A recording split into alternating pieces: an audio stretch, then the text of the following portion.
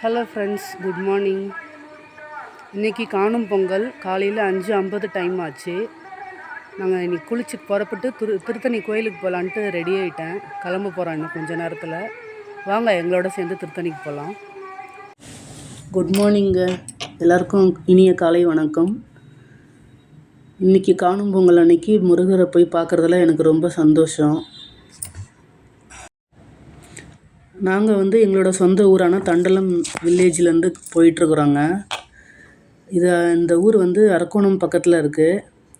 எங்கள் ஊர்லேருந்து கிராமத்து வழியாகவே ஷார்ட் ரூட்டில் போனோம்னா திருத்தணி கோயிலுக்கு 7 கிலோமீட்டரில் போய் சேர்ந்துடலாங்க. இது கிராமத்து வழியாகவே போகும். கொஞ்சம் தூரத்துக்கு அப்புறமா தான் திருத்தணி மெயின் ரோட்டில் போய் சேருங்க.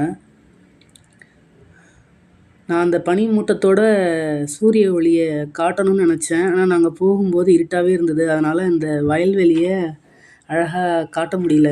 ஆனால் அழகாக இருக்குங்க. போகிற வழியில் வயல்வெளி ரொம்பவே அழகாக இருக்கும் பார்க்குறதுக்கு. அது இருட்டுற நேரன்றதுனால சரியாக காட்ட முடியல உங்களுக்கு. நான் வரும்போது காட்ட ட்ரை பண்ணுறேன். இப்போ முருகரை பற்றி பார்க்கலாங்களா? ஒரு சின்ன ஹிஸ்ட்ரி மாதிரி பார்க்கலாங்களா? முருகனுடைய 6 படை வீடுகளில் திருத்தணி 5ஆம் படை வீடு.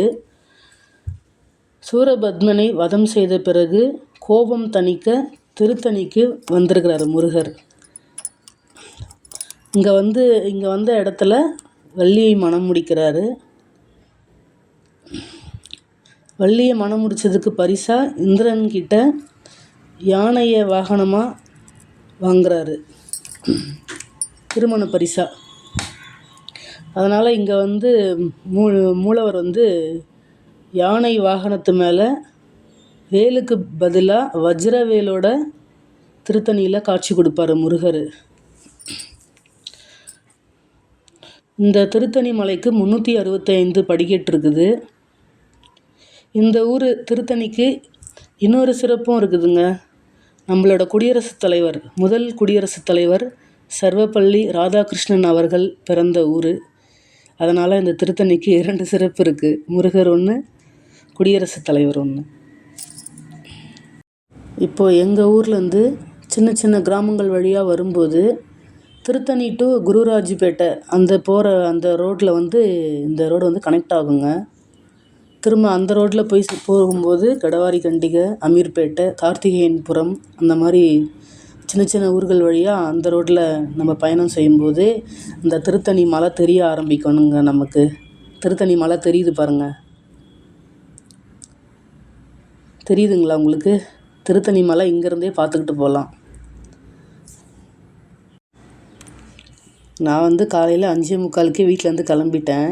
போகும்போது நினச்சிக்கிட்டே போகிறேன், காலையில் சீக்கிரமாக போகிறோம், கூட்டம் கம்மியாக இருக்கும், போனவுடனே சாமியை பார்த்துடலாம், நல்லா கொஞ்ச நேரம் இன்னும் முருகரை பார்க்கலாம் அப்படின்ற ஒரு ஆசையிலேயே போய்கிட்டு இருந்தேங்க. கடைசியில் என்ன ஆச்சுன்னு அங்கே போய் பாருங்கள், எனக்கே ஷாக் ஆயிடுச்சு. காலையிலேயே ரொம்ப கூட்டங்க. இப்போ இந்த ரோடு பாருங்கள், இந்த ரோடு திருத்தணி மெயின் ரோட்டில் போய் சேருதுங்களா?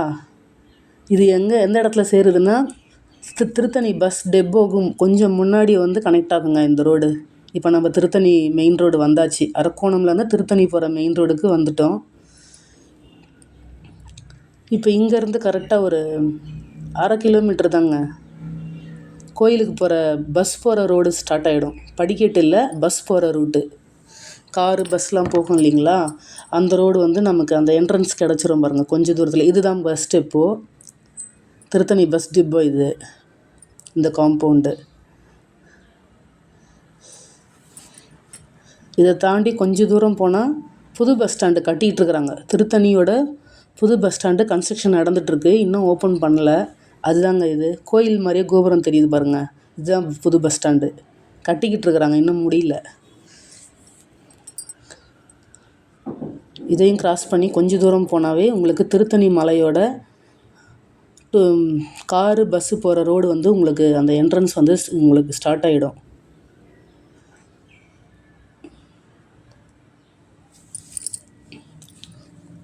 இதை வந்துருச்சு பாருங்கள். திருத்தணி முருகருக்கு அரோகரா. உள்ள என்ட்ரன்ஸில் ஃபஸ்ட்டே வந்து உங்களுக்கு வழித்துணை விநாயகர் இருக்காருங்க. நாங்கள் வண்டியை நிறுத்திட்டு ஒரு 2 நிமிஷம் விநாயகரை பார்த்து கையெடுத்து கும்பிட்டு தான் நாங்கள் மலைக்கு போனோம்.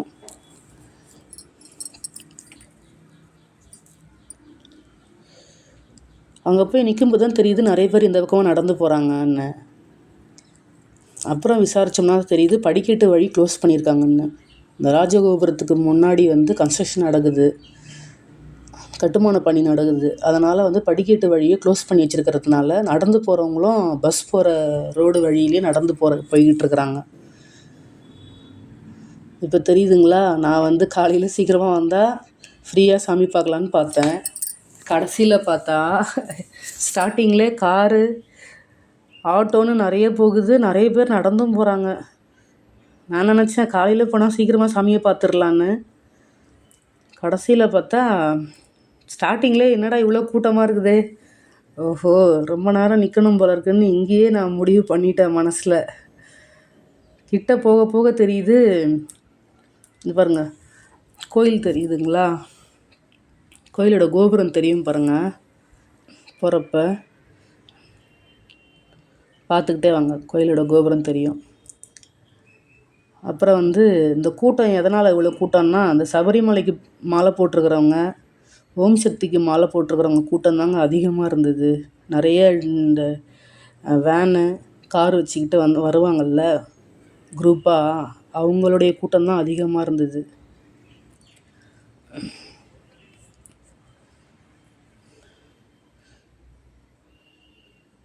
தெரியுதுங்களா திருத்தணி மலை?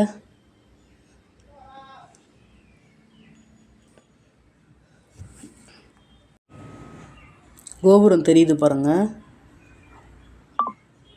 கோபுரத்துக்கு அந்த கோபுரம் பெரிய கோபுரத்துக்கு கீழே கன்ஸ்ட்ரக்ஷன் ஒர்க்கு நிறைய நடக்குதுங்க. அதனால தான் படிக்கட்டு போகிற வழி வந்து க்ளோஸ் பண்ணியிருக்காங்க. இந்த மலைக்கு 3 வழி இருக்குது. படிக்கட்டு ஒன்று, ரோடு போகிற வழி ஒன்று இருக்குது, பஸ் போகிற ரோடு. இன்னொரு வழியும் இருக்குங்க. அது என்னென்னு நான் கிட்ட போயிட்டு கோயிலில் சாமி பார்த்துட்டு அப்புறமா உங்களுக்கு சொல்கிறேன் பாருங்கள். போகலாங்களா?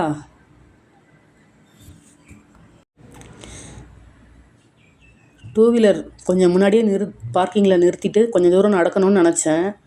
ஆனால் எங்கள் வீட்டுக்கார் கோயில் வரைக்குமே வண்டியிலேயே கூப்பிட்டு போயிட்டார். அங்கே டூ வீலருக்கு மட்டும் பர்மிஷன் போல், கோயில் கிட்ட வரைக்கும்.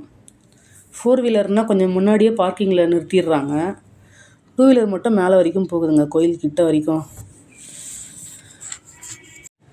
எங்கள் ஊர்லேருந்து திருத்தணி முருகர் கோயிலுக்கு நாங்கள் ஸ்கூட்டியில் வந்தோங்க. ஸ்கூட்டியில் வர்றதுக்கு எங்களுக்கு 20 நிமிஷம் ஆச்சு. ஆக்சுவலாக 10 நிமிஷத்தில் போயிடலாம். நான் வீடியோ எடுக்கிறதுக்காக வேண்டி வண்டியை ஸ்லோவாக ஓட்டிகிட்டு வர சொன்னேன். அதனால் அவர் ஸ்லோவாக ஓட்டிகிட்டு வந்தார் எங்கள் வீட்டுக்கார். அதனால தான் உங்களுக்கு வீடியோ இந்தளவுக்காவது தெளிவாக காட்ட முடியுது. தெரியுதுங்களா திருத்தணி மலை கோபுரம் தெரியுதுங்களா? இந்த மலையை உங்களுக்கு வீடியோவில் காட்டுறதுக்கு எனக்கு ரொம்ப சந்தோஷமாக இருக்குது. நான் வந்து யூடியூப் இப்போ தான் ஸ்டார்ட் பண்ணேன். புதுசாக வீடியோ எடுத்து வாய்ஸ் ஓவர் இவ்வளோ ரொம்ப லென்த்தியாக லாங் வீடியோவுக்கு வாய்ஸ் ஓவர் கொடுக்கறது எனக்கு தான் ஃபஸ்ட் டைமு. அதனால் நிறைய பேசுகிறதுல நிறைய தடுமாறுது. பாருங்கள் கூட்டத்தை பாருங்கள் எவ்வளோ இருக்குது பார்த்தீங்களா? எல்லாம் ஓம் சக்திக்கு மாலை போட்டவங்க தான். கோயில் கிட்ட போனால் சபரிமலைக்கு மாலை போட்டவங்க நிறைய பேர் இருந்தாங்க. இப்போ அப்போவே நினச்சிட்டேன், என்னடா 1 மணி நேரத்துக்கு மேலே ஆகும் போலியே லைனில் நின்று சாமியை பார்க்குறதுக்குன்னு. பார்ப்போம், முருகருக்காக நிற்க மாட்டோமா என்ன? நிற்போம். 2 மணி நேரம் கூட நிற்கலாம் முருகரை பார்க்குறதுக்காக. பாருங்கள் மலை மேலே வரைக்கும் வண்டியிலே போகிறோம் பாருங்கள், கோயில் கிட்ட வரைக்கும்.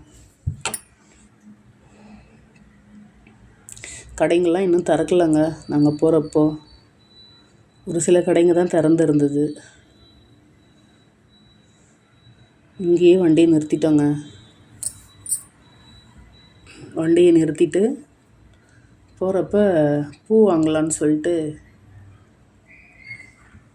சாமிக்கு முருகருக்கு பூ வாங்கலை. அர்ச்சனை எதுவும் வாங்கலை, தேங்காய் பூ பழம் எதுவும் வாங்கலை. முருகருக்கு இந்த பன்னீர் அரளி பூ மட்டும் 1 முழம் வாங்கிக்கிட்டோங்க முருகருக்கு. இந்த கூட்டத்தில் நம்ம பூவை முருகருக்கு போய் சேருமா? முருகருடைய காலடியிலையாவது இந்த பூவை வைப்பாங்களா அப்படிங்கிற மாதிரி மனசில் தோணுச்சு எனக்கு. ஒரு முழம் 50 ரூபான்னு ஒரு முழம் மட்டும் வாங்கினேன். ஆனால் மனசில் நினச்சிட்டே இருந்தேன், இந்த பூ முருகருடைய பாதத்தையாவது தொடணுமேன்னு. பார்க்கலாம் அவங்க என்ன நடக்குதுன்னு.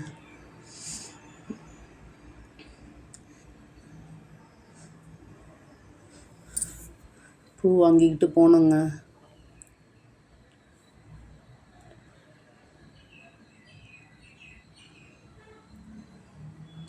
முருகரை பார்க்க போகிறோன்ற சந்தோஷம் மனசு இங்கேருந்தே வந்து உடம்பெல்லாம் புல்லரிக்க ஆரம்பிச்சிருச்சு. ஒரு மாதிரி என்னமோ காலையில் மனசு அமைதியாகவும் ஒரு சந்தோஷமாகவும் இருக்க ஆரம்பிச்சிருச்சு. இதுதாங்க கோயிலோட முன்பக்கம். படிக்கட்டுலேருந்து ஏறி வருவாங்கள்ல, படிக்கட்டு ஏறி அந்த வழியில் ஃபஸ்ட்டு ராஜகோபுரம். அது பாருங்கள், நீங்களே பாருங்கள் காலையிலேயே எவ்வளோ கூட்டமாக இருக்குன்னு. நான் நினச்சேன் நான் தான் முதலாளாக வந்திருக்கேன்னு. கடைசியில் பார்த்தா நமக்கு முன்னாடி 1000 பேர் முதலாளாக வந்திருக்காங்க. சரி போகலாங்களா? முதல்ல வந்து ராஜகோபுரத்தை பார்த்துட்டு முன்னாடி அந்த கற்பூர தீபம் நெய் தீபமெல்லாம் ஏற்றுறாங்க இல்லைங்களா, அங்கே போயிட்டு முதல்ல அங்கேருந்து ஆரம்பிப்போம் நம்ம. இப்போ போயிட்டு நெய் தீபத்துக்கு தேவையான பொருள் கற்பூரமெல்லாம் வாங்கிட்டோங்க.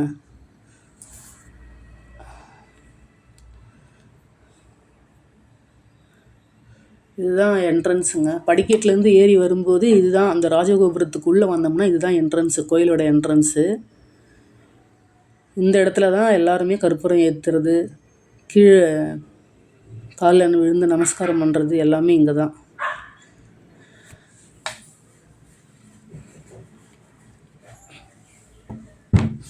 இந்த இடத்துல நான் வந்து கற்பூரம் வச்சு முருகருக்கு கற்பூரம் ஏற்றி வணங்கிட்டேங்க.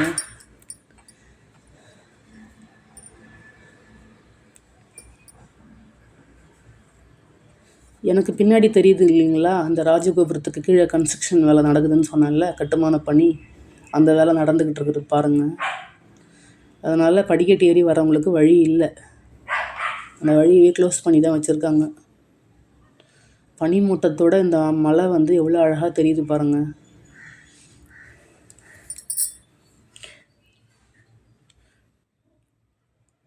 இதுக்கு முன்னாடியே நிறைய பேர் யூடியூப்பில் நிறைய வீடியோ போட்டிருக்காங்க முருகர் திருத்தணி மலையை பற்றி. நிறைய பார்த்துருப்பீங்க நீங்களும் வீடியோஸு. இப்போ இந்த வீடியோவில் எப்படி இருக்குன்னு நீங்கள் ஒரு சிலராவது கமெண்ட் பண்ணுவீங்கன்னு நினைக்கிறேன். அப்புறம் என்னங்க, வாங்க நெய் தீபம் ஏற்றலாம். நெய் தீபம் ஏற்றியாச்சுங்க. இப்போது நெய் தீபம் ஏற்றி முருகரை மனசார நினச்சேங்க. எந்த வேண்டுதலும் வைக்கல. வீட்டிலேருந்து கிளம்புறப்பவே இது வேணும் அது வேணுன்ற மாதிரி நினச்சேன். ஆனால் அங்கே போய் கோயில்கிட்ட போக போக மனசு அமைதியாயிருச்சு. முருகரை மட்டுமே நினச்சோம். வேறு எதுவும் வேண்டிக்கிற மாதிரி தோணலை, எதுவுமே மண்டையில் ஓடலை. காலையில் அந்த வைப்பு பயங்கரமாக இருந்தது, அந்த பனிமூட்டத்தோட முருகரை பார்க்க வரோன்ற அந்த சந்தோஷத்தில். இப்போ வாங்க லைனுக்கு போகலாம். இப்போ தான் ஒரு குழப்பம், கூட்டம் இவ்வளோ இருக்குது. 100 ரூபா டிக்கெட் வாங்கி ஸ்பெஷலில் போகலாமா இல்லை பொது தரிசன வழியில் போகலாமான்னு ஒரு குழப்பத்தில் ஒரு 2 நிமிஷம் நின்றுட்டு இருந்தோம் நானும் எங்கள் வீட்டுக்காரம். அப்புறம் நான் சொன்னேன், சரி லைன்லேயே நிற்போம் அப்படின்னு. அதனால் சரி வா நிற்கலான்னு சொல்லிட்டு எங்கள் வீட்டுக்காருக்கும் என் கூடவே வந்துட்டார். நான் சொன்னதுனால போய் பார்த்தா தான் தெரியுது. சரி வாங்க நிற்போம் அப்படின்னு சொல்லிட்டு கிளம்பிட்டோம். பாருங்கள், நீங்களே பாருங்கள் கூட்டத்தை.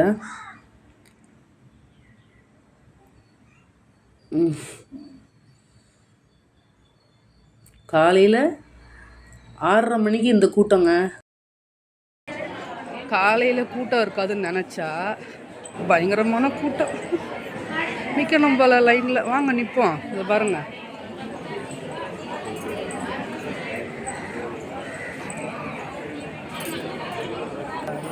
இந்த வீட்டுக்காருக்கு வண்டியில் வந்ததில் அந்த பனி காற்றுப்பட்டு ஃபேஸ்லாம் ஒரு இதுவாக அரிக்கிற மாதிரி இருக்குதுன்னு சொல்லிட்டு இருந்தாருங்க. அவருக்கு வீடியோவில் வரதுல கொஞ்சம் கூச்சம். அங்கே பாருங்கள் 2 குழந்தைங்க விளையாடிட்டு இருக்கிறாங்களா, லைனில் நின்றுட்டு இருந்தோமா, இதை கொஞ்ச நேரம் வேடிக்கை பார்த்துட்டு இருந்தோம். ஸ்டோன் பெப்பர் சீசர் அந்த கேம் வந்து 2 குழந்தைங்க விளையாடிட்டு இருந்தாங்க. அழகாக சந்தோஷமாக இருந்தாங்க பசங்க பார்க்கும்போது. இப்போ வாங்க கூட்டத்தை பாருங்கள். அப்படியே கோயிலுக்கு உள்ளே போகிற வழி இதுதாங்க, பார்த்தீங்களா? வாங்க முருகரை தரிசனம் பண்ணதுக்கப்புறமா நான் உங்ககிட்ட பேசுகிறேன். நாங்கள் தரிசனம் பண்ணிட்டோம் முருகரை. இந்தாங்க விபூதி எடுத்துக்கோங்க, குங்குமம் எடுத்துக்கோங்க. ரொம்ப திருப்தியாக கொஞ்ச நேரம் நின்று முருகரை பார்த்து தரிசனம் பண்ணிட்டோங்க. அப்புறம் வந்து அந்த அரளிப்பூ வாங்கிட்டு வந்தேன்ல, அதுவும் உற்சவமூர்த்திக்கு கிரீடத்தில் சுற்றிட்டாங்க. அது ரொம்ப சந்தோஷமாயிடுச்சு எனக்கு. இப்போ இதுதாங்க தரிசனம் முடிச்சுட்டு கோயிலை விட்டு வெளியில் இறங்கி வர படிக்கட்டு வழி. இதுக்கு அப்படியே ஆப்போசிட்டில் பிரசாதம் கவுண்டர்ஸ் இருக்குது. இங்கே வந்து 15 ரூபா புளி சாதம், 15 ரூபா சக்கரை பொங்கல், 15 ரூபா லட்டு, 15 ரூபா மிளகு வடை, ரெண்டு வடை ஒரு பேக் பண்ணி தராங்க. பிரசாதம் வாங்கினதுக்கப்புறமா போனோங்க. கோயில் சுற்றி வரலான்னு போகும்போது முருகருக்கு மாலை போட்டு காவடி ஆட்டம் ஆடிட்டு இருந்தாங்க. அதை கொஞ்ச நேரம் பார்த்து ரசித்தோங்க. அவங்க முருகருக்காக பூஜை பொருட்கள் மாலையெல்லாம் கூடையில் வச்சு சீர் மாதிரி கொண்டு போகிறாங்க, காவடி ஆட்டம் ஆடிக்கிட்டே. அது பாருங்க வாங்க.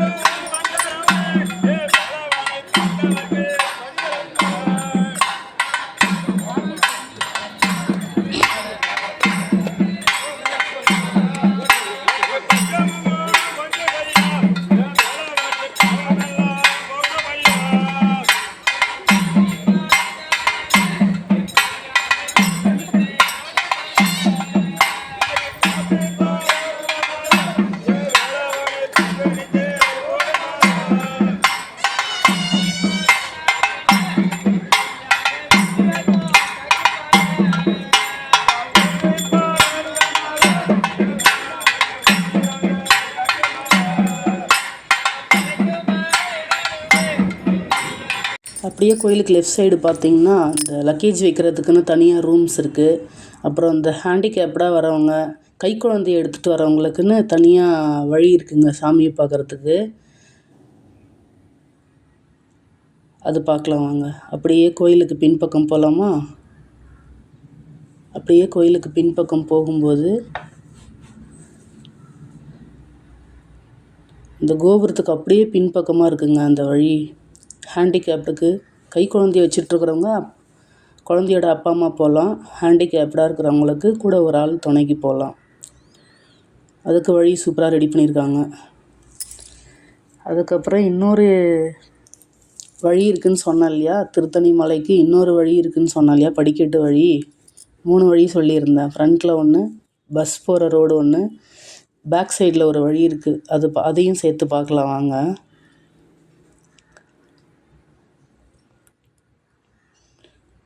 பாருங்கள் கோயிலுக்கு பின்பக்கமாக ரைட் சைடில் பாருங்கள் தெரியுது.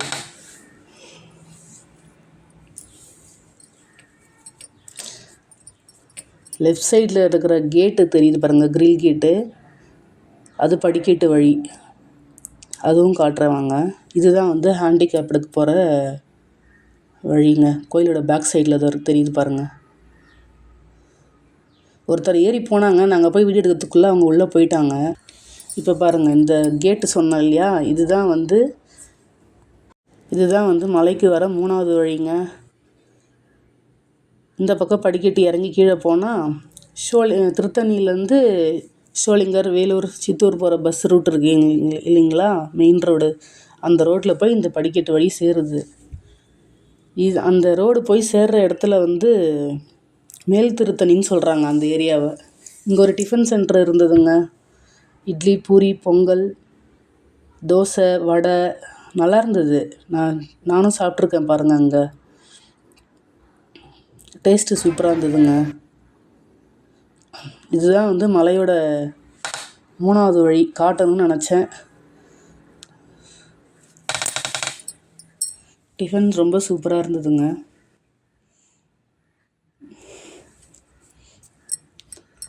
அப்புறம் சாப்பிட்டு முடிச்சுட்டு கிளம்பிட்டோங்க. கிளம்பிட்டு வந்த வழியே போனோம். இந்த கடைங்கள்லாம் இருக்குது பாருங்கள் லைனாக.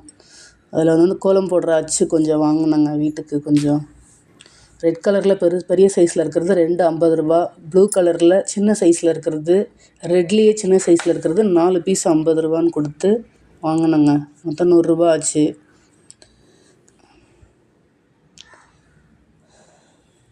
வாங்கிக்கிட்டு அப்படியே கடை வீதிங்கள லைனாக ஒரு பார்வை பார்த்துக்கிட்டே கிளம்பிட்டோங்க வீட்டுக்கு. டிஃபன் வந்து நான் மட்டும்தான் சாப்பிட்டேன்னு பார்க்குறீங்களா? எங்கள் வீட்டுக்காரர் சாப்பிடல. சனிக்கிழமை பெருமாளுக்கு விரதம்ங்க அவர். அதனால் அவர் டிஃபன் சாப்பிடல, நான் மட்டும்தான் சாப்பிட்டேன். இப்போ இந்த கடை வீதிங்களை பார்த்துக்கிட்டு போகிற வழியில் ராவின் பூத் இருந்தது. அங்கே வந்து ஒரு காஃபி வாங்கி சாப்பிட்டாருங்க எங்கள் வீட்டுக்காரர். ஆனால் கடையில் வந்து கிஃப்ட் ஐட்டம்ஸு, மணி நிறைய இருந்ததுங்க. மயிலிறகு ரொம்ப அழகாக இருந்தது பார்க்குறதுக்கு. பாருங்கள், வரும் பாருங்கள் மயிலிறகு.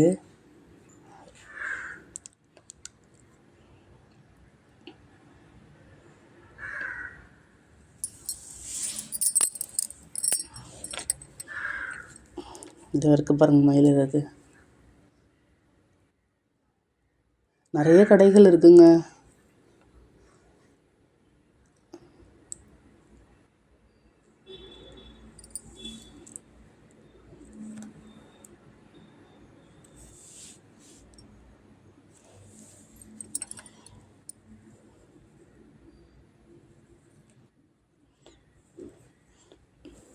ஆனால் மலை மேலே டூரிஸ்ட் பிளேஸுன்றதுனால கொஞ்சம் ரேட்டு கொஞ்சம் அதிகமாக தான் இருந்தது.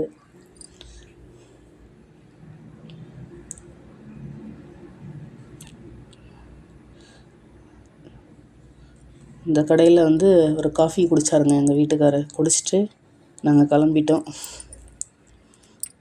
கிளம்பி கீழே மலையை விட்டு கீழே இறங்கி போகிற வழியை பார்க்கலாமா? ஏன்னா அங்கே வரும்போது இருட்டாக இருந்ததில்ல, உங்களுக்கு சரியாக மலைப்பாதை வழியை காட்ட முடியல.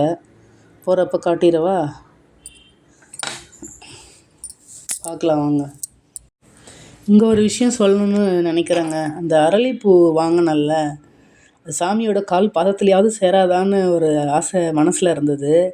ஆனால் அந்த உற்சவமூர்த்திக்கு கிரீடத்தில் அப்படியே அந்த பூவை சுற்றிட்டாங்க. சுற்றும்போது ரொம்ப சந்தோஷமாயிருச்சுங்க. அதை தான் சொல்லணும்னு நினச்சேன், சொல்லிட்டேன். நான் முதல்ல பூ வாங்கினேன் பாருங்கள், அந்த இடத்துக்கு பக்கத்துலேயே அன்னதானத்துக்கு செல்லும் வழின்னு போட்டிருந்தது. நான் இதை பார்க்கவே இல்லைங்க. நாங்கள் டிஃபன் சாப்பிட்டுட்டு வரும்போது தான் நாங்கள் பார்த்தோமே இந்த இடத்தையே. லைன் நின்றுருக்கு பாருங்கள்.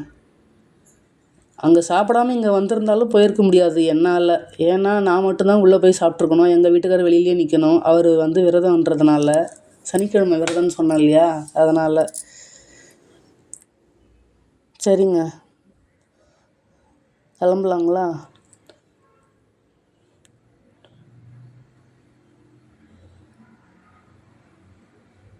கீழே போகும்போது இன்னொரு டைம் கோபுரம் காட்டுறேன் பாருங்கள். அழகாக இருக்குது போகும்போது.